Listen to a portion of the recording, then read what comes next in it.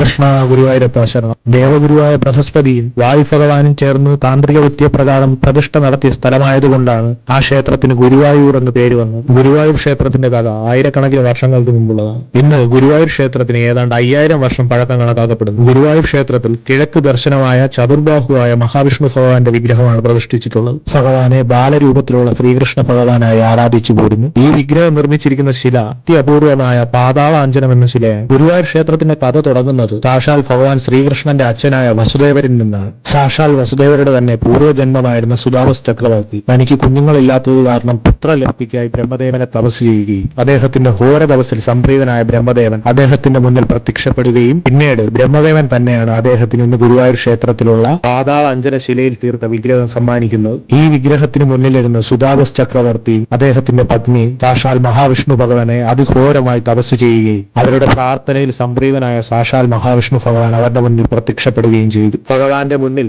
ഭഗവാനോളം നല്ലൊരു പുത്രൻ അവർക്ക് ജനിക്കണമെന്ന് അവർ 4 തവണ ആവശ്യപ്പെട്ടു. ഇത് കേട്ട സാക്ഷാൽ ഭഗവാൻ നാരായണൻ ഭഗവാൻ തന്നെ അവരുടെ പുത്രനായി 4 ജന്മങ്ങളിൽ ജനിക്കുമെന്ന് അവർക്ക് വരമരുളി. അങ്ങനെ സാക്ഷാൽ വാമനായും ശ്രീരാമനായും കൃഷ്ണനായും ഒക്കെ ഭഗവാൻ 3 ജന്മങ്ങളിൽ അവർക്ക് പുത്രനായി ജനിച്ചു. അവസാനമായി ശ്രീകൃഷ്ണ അവതാരത്തിൽ വസുദേവരുടെ പുത്രനായി ജനിച്ച ഭഗവാൻ തന്റെ മാതാപിതാക്കൾ സ്വർഗം പൂണ്ടതിനു ശേഷവും തന്റെ മാതാപിതാക്കൾ ആരാധിച്ചിരുന്ന ഗുരുവായൂർ ക്ഷേത്രത്തിലെ വിഗ്രഹത്തെ പൂജിച്ചു എന്ന് ഐതിഹ്യം. അതിനുശേഷം കൃഷ്ണാവതാരം അവസാനിച്ചപ്പോൾ ദ്വാരകയാകെ പ്രളയം കൊണ്ട് മൂടിയപ്പോൾ ഗുരുവായൂർ ക്ഷേത്രത്തിലെ വിഗ്രഹം ജലത്തിന് മുകളിൽ പൊങ്ങിയെത്തിയെന്ന് ഭഗവാൻ കൃഷ്ണന്റെ ശിഷ്യൻ നൽകിയ വിവരാനുസരണം അവിടെ എത്തിയ ദേവഗുരുവായ ബൃഹസ്പതി തന്റെ ശിഷ്യനായ വായുദേവനെ കൊണ്ട് ജലത്തിൽ നിന്ന് ആ വിഗ്രഹത്തെ കരയിലെത്തിച്ചു. അതിനുശേഷം അവർ പവിത്രമായ ആ മഹാവിഷ്ണു ഭഗവാന്റെ വിഗ്രഹം പ്രതിഷ്ഠിക്കാൻ പറ്റിയ ഒരു സ്ഥലം തേടി ഈ ഭൂമികോളം മൊത്തം അലയാൻ തുടങ്ങി. അങ്ങനെ സാക്ഷാൽ ശിവപാർവതി സാന്നിധ്യമുള്ള മനോഹരമായ ഒരു താമരപ്പൊയ്കയ്ക്ക് സമീപം അവർ ഒരു സ്ഥലം കണ്ടെത്തി. അവിടെ വെച്ച് സാക്ഷാൽ പരമശിവനാൽ ആ സ്ഥലത്തിന്റെ പ്രത്യേകത മനസ്സിലാക്കിയ അവർ പുണ്യവതികളായ മഹർഷികൾ വർഷങ്ങളോളം തപസ്സനുഷ്ഠിക്കുകയും സാക്ഷാൽ മഹാവിഷ്ണു ഭഗവാൻ പ്രത്യക്ഷയാവുകയും ചെയ്തിരുന്ന പുണ്യസ്ഥലമായ ഗുരുവായൂരാണ് അതെന്ന് മനസ്സിലാക്കുകയും ആ സ്ഥലത്ത് ദേവഗുരുവായ